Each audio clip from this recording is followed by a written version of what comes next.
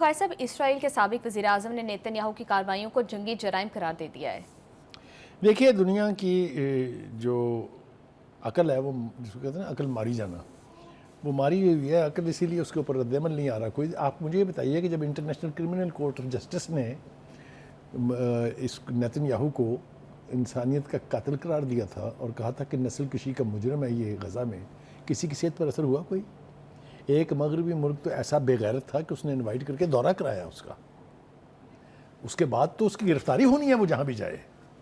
تو قانون کے ساتھ جو کھلواڑ پوری دنیا کر رہی ہے، اور خاص طور سے جو سویلائز دنیا اپنے آپ کو کلیم کرتی ہے، جو کہتی ہے ہم فرسٹ ورلڈ ہیں، ان کو تو شرم سے ڈوب مرنا چاہیے۔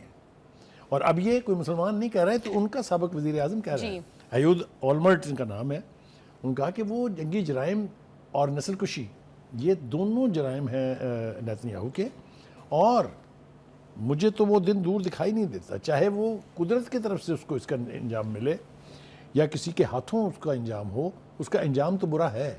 اتنے انسانوں کے خون سے ہولی کھیلنے والا شخص آسانی کی موت نہیں مر سکتا۔ ہیونگ سیڈ دس، جو سب سے دردناک منظر تھا وہ کل رات کی وہ فوٹیج ہے جو ہم نے دیکھی، جو فلسطین کے مندوب جو ہیں سیکورٹی کونسل میں تقریر کے دوران بچوں کا تذکرہ کرتے ہوئے پھوٹ پھوٹ کر رونے لگے۔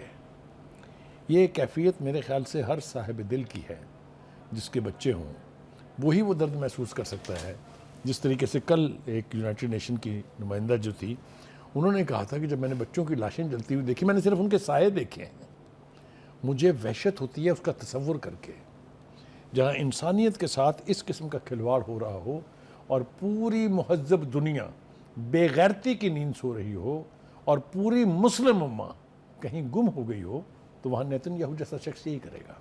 تو ایک تو اس کو جتنا زیادہ کنڈم کر سکیں، جتنی زیادہ مذمت کر سکیں ہم اس کی، وہ ہمیں کرنی چاہیے۔ اور مجھ سے ہمارے پروگرام کے نیچے جو کامنٹ لکھتے ہیں اس میں کسی ایک نے کہا کہ جی آپ نے اپنی حکومت کو تو کچھ نہیں کہا، یہ غلط بات ہے۔ جتنی اپنی حکومت کے پرکھڑے میں نے اڑائے ہیں اس حوالے سے، میں نے کہا اس لپ سروس سے کچھ نہیں ہوگا، یہ چند ٹینٹ بھیج دینے سے بھی کچھ نہیں ہوگا۔ اور اگر میں یاد دلاؤں تو میں نے تو یہاں تک کہا تھا کہ اب مسلمان تمام ریاستوں کو فلسطین کے اسکواڈز اپنے فوجوں میں شامل کرنے چاہیے۔ اور میں دل تو بہت کچھ کہنے کو چاہتا ہے، تھوڑا سا بندے کو خیال کرنا پڑتا ہے۔ Anyway, having said that, اس وقت وہاں جو نئی تاریخ لکھی جا رہی ہے جس میں فلسطینی بچوں، عورتوں، بوڑھوں، بزرگوں کے خون سے جو تحریر ہو رہی ہے، اس کا کیا انجام ہوگا یہ تو خدا کے ہاتھ میں ہے اور خدا کی ذات ہی جانتی ہے۔ لیکن نتھنگ از رائٹ دیئر، جو انسانیت کی تذلیل ممکن ہو سکتی ہے اس سے بھی آگے صورتحال جو ہے وہ جا پہنچی ہے۔ آپ دیکھیں خوراک کے اعتبار سے دنیا میں ہم نے دو بڑی عالمی جنگیں دیکھی ہیں، فرسٹ ورلڈ وار اور سیکنڈ ورلڈ وار، اس میں بھی بھوک کو ہتھیار کسی نے نہیں بنایا، یعنی اس سے زیادہ خوفناک جنگیں کیا ہوں گی؟ لیکن بھوک کو، بچوں کو تڑپانا، عورتوں کو تڑپانا، بزرگوں کو تڑپانا، یہ نیتن یاہو جیسا بے غیرت اور ذلیل شخص ہی کر سکتا ہے۔ اور میں باقی کو کیا کہوں جو اس کو کرتے ہوئے دیکھ رہے ہیں اور کچھ نہیں کہتے ہیں۔